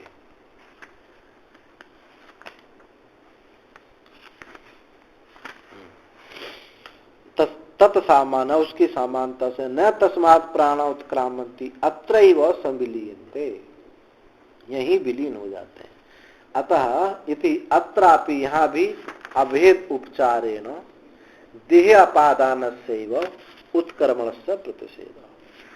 इस श्रुति से भी अभेद के उपचार से, कथन से देह अपादान का, देह से निकलने का ही उत्क्रमण का, उसी का प्रतिषेध है। देह अपादान उत्क्रमण का ही प्रतिषेध हुआ कि यहाँ से प्राण उसके निकलते नहीं है। यद्यपि प्राधान्यम देहिना इति व्याख्येयम, ये शाम पश्चिमी पाठ, यद्यपि जहाँ तस्मात् पाठ है श्रुति में, तस्मात् न प्राणा उत्क्रमणन्ति, वहाँ प्राधान्य देही की ही है। जो पूर्व पक्षी ने कहा था देही की है, ऐसी व्याख्या करने जिनका पंचमी पाठ है वह ऐसी व्याख्या है। किंतु जिनका षष्ठी पाठ है न तस्य प्राणोत्क्रमन्ति, उनका विद्युत संबंधिनी उत्क्रांति प्रतिसिद्धते। और जिनका षष्ठी पाठ है विद्युत संबंधी उत्क्रांति का वहां प्रतिषेध किया जाता है। इति प्राप्त उत्क्रांति प्रतिषेधार्थत्व से व्याक्वाक्य, इसलिए प्राप्त उत्क्रांति प्रतिषेधत्व का ही इस वाक्य है, जो प्राप्त है उसी की उत्क्रांति का निषेध है। देहापादान एवं सा प्रतिसिद्धा भवति, अदेह अपादान से वह प्रतिसिद्ध होती है। देहाद उत्क्रांति प्राप्त, अदेह से उत्क्रांति प्राप्त हुई है, न देहिना। इससे क्या सिद्ध हुआ कि देह से ही उत्क्रांति हुई, देही से नहीं। और भी श्रुति कहा है इसमें, अपिचा चक्षुष्टो व मूर्धनो व अन्योभ्यो व शरीर देशेभ्य तम उत्क्रांतम प्राण अनुत्क्रामति, प्राणम अनुत्क्रामंतम तम सर्वे प्राण अनुत्क्रामंती। देह से प्राप्त नहीं है, देह से ही उत्क्रांति है। तो उसमें श्रुति है कि आंख से, चक्षुष्टोवा, मूर्धा से और अन्य शरीर भाग से, अन्यभ्यो शरीर देशेभ्य तमुत्क्रामंतम, वो जीव उत्क्रमण करता है। तब प्राण उसके पीछे उत्क्रमण करते हैं। जीव उत्क्रमण करता है, फिर प्राण उसके उत्क्रमण करते हैं। उत्क्रमण करते हुए उस प्राण के उत्क्रमण करते उस प्राण के पीछे सब इंद्रियां उत्क्रमण कर जाती हैं। तो इति एवं अविद्वत विषयेषु सप्रपंच उत्क्रमणम संसार गमनम दर्शिता। ये जो अज्ञानी के विषय में विस्तार सहित उत्क्रमण संसार गमन को दिखाया, इससे संसारी गमन कैसे होता है, इस प्रकार से वो निकलता है। इति नु कामाय माना,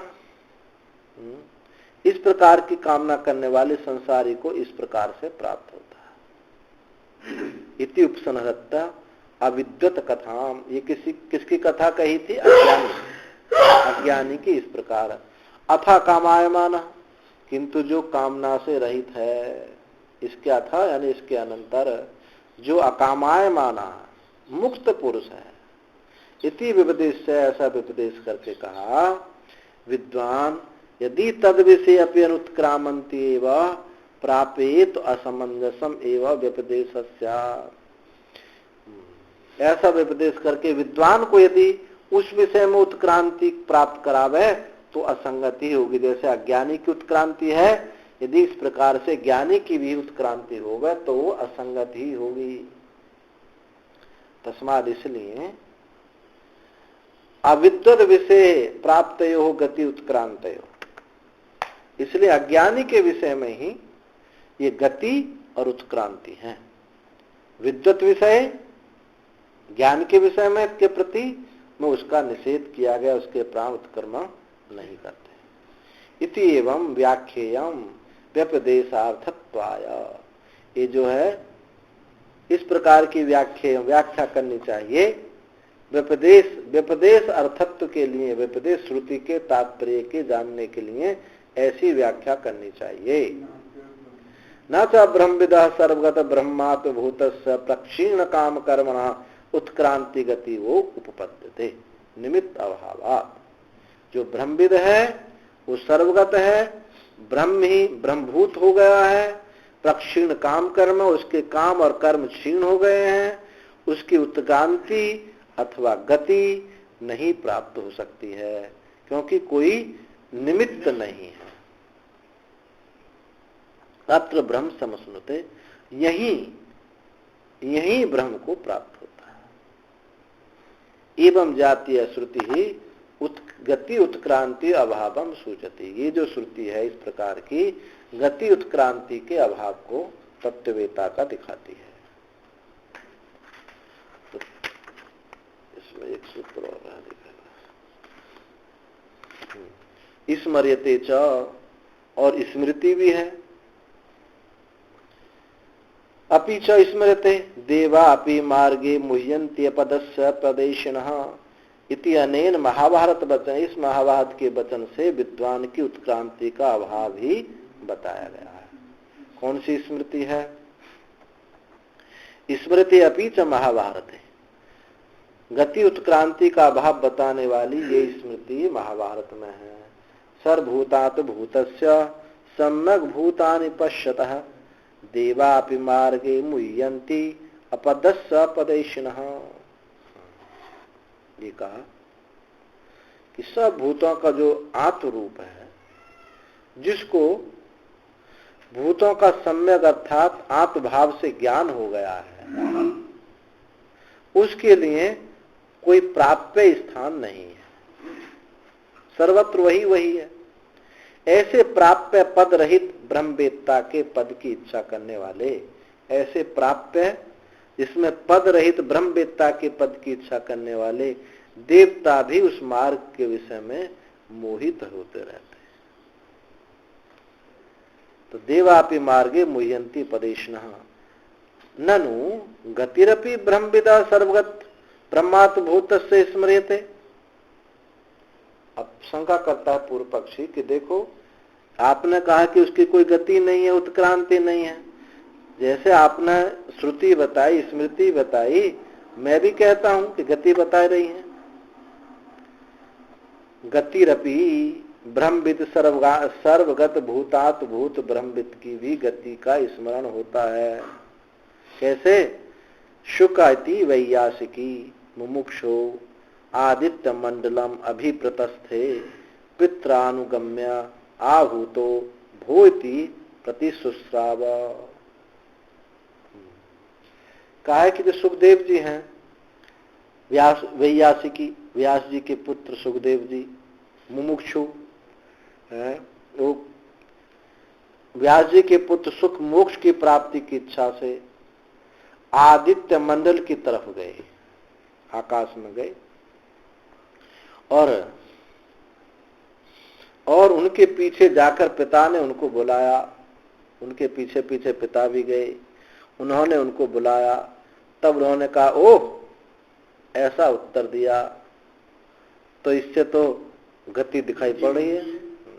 पर यहाँ एक शब्द कहा है, सुख के लिए वैयासिकी मुमुक्षु, वो मोक्ष की इच्छा की प्राप्ति के लिए गए थे, तो आकाश गमन आदि करके।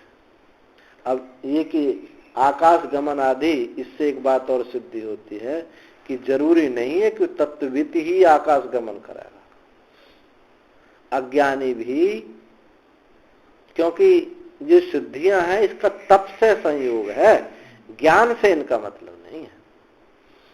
अंतःकरण की, मन की एकाग्रता से तपस सिद्धियों का तात्पर्य है, ज्ञान से कुछ लेना देना नहीं है। ऐसे अनेक प्रकार के सिद्ध होते हैं। एक संयमी सिद्ध होते हैं, संयम से यानी अभी जो बताया कि तप के द्वारा। एक ब्रह्मविद सिद्ध होता है, एक ना ब्रह्मविद सिद्ध होता है, एक आत्म संयमी सिद्ध होता है, एक मंत्र सिद्ध भी होता है, तंत्र सिद्ध भी होता है, तंत्र सिद्ध भी होते हैं। वो भी ऐसा कर लेते हैं, तो ज्ञान से इनका कोई लेना देना नहीं है। तो अब देखो उत्तर देंगे उसका कि वो जो है, पीछे पीछे पिता ने कहा तो उन्होंने कहा ओ, ऐसा उत्तर दिया। तो कहते हैं ना सा शरीर से अयम योग बलेन विशिष्ट देश प्राप्ति पूर्वकः शरीर उत्सर्ग इति द्रष्टव्यम। तो इन्होंने उसका समाधान किया कि न योग बल से सशरीर ही विशिष्ट देश प्राप्त करके शरीर का त्याग करता है। यहाँ तो क्या योग सिद्धि के द्वारा गए, योग बल से सशरीर ही विशिष्ट देश प्राप्त करके शरीर का त्याग करता है, उसका यह शरीर त्याग है, ऐसा समझना चाहिए। उसका इस प्रकार से शरीर था योग सिद्धि के द्वारा। सशरीर से योग बलेना विशिष्ट देह प्राप्ति पूर्व उत्सर्ग सर्गा इति प्रष्टव्यम। सर्वभूत दृश्यत्वादि उपन्यासात, सर्वभूत दृश्यत्वादि का उल्लेख होने से नहीं अशरीर गच्छन्तम सर्वभूतानि द्रष्टुम शक्नियो, कि जो सब प्राणियों से दृश्य था ऐसा उपन्यास है। वो तो लोगों ने देखा, व्यास जी ने देख लिया कि शरीर जा रहा है, लेकिन सूक्ष्म शरीर आंखों से थोड़ी दिखाई देता है। योग बल से देखा, वो तो योग बल से गए थे, योग बल से देख लिया। तो शरीर जो है सब प्राणों से दृश्य था, ऐसा उल्लेख है, क्योंकि शरीर रहित जाता हो उसको सब भूत देख नहीं सकते। जो शरीर रहित जाता तो उसको कैसे देख पाते? सर्वभूत दृश्यत्वात् उपन्ना नहीं अशरीर गच्छतम सर्वभूतानि। शरीर रहित कोई जाता हुआ सब भूत उसको देखने के लिए संभव नहीं है। तथा चात्रे उपसंहृतम, और इसी में उपसंहार भी किया। सुकस्तु मारुतात् शीघ्राम गतिम कृत्वानंतरिक्षगः दर्शित्वा प्रभावम स्वं सर्वभूतगतो भवत। सुखदेव जी अंतरिक्ष में जाकर पवन से भी तीव्र गति कर ली।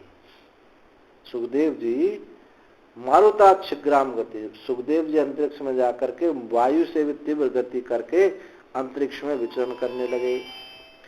दर्शित्वा प्रभावम स्वम, उनके अपना प्रभाव दिखलाकर सर्वभूतगत हुए। अपना प्रभाव दिखा लेके सर्वभूत गतो भवत, सर्वभूत हुए थे। तो इससे तस्माद अभाव पर ब्रह्मविद उत्क्रांति गति उत्क्रांति, तो पर ब्रह्मविद जो है उसकी गति उत्क्रांति का अभाव है। गति श्रुति नाम तो विषयम उपृष्टाद आदि व्याख्यासाम, और गति श्रुतियों का तो हम आगे वर्णन करेंगे। ये जो किसका निर्गुण विद्या का वर्णन चल रहा है, अब जो सगुण विद्या का है अर्ची मार्ग धूम मार्ग आदि का वर्णन तो आगे के पादों में होगा। यहाँ तो इतना ही है कि तत्ववेत्ता की कोई गति नहीं होती।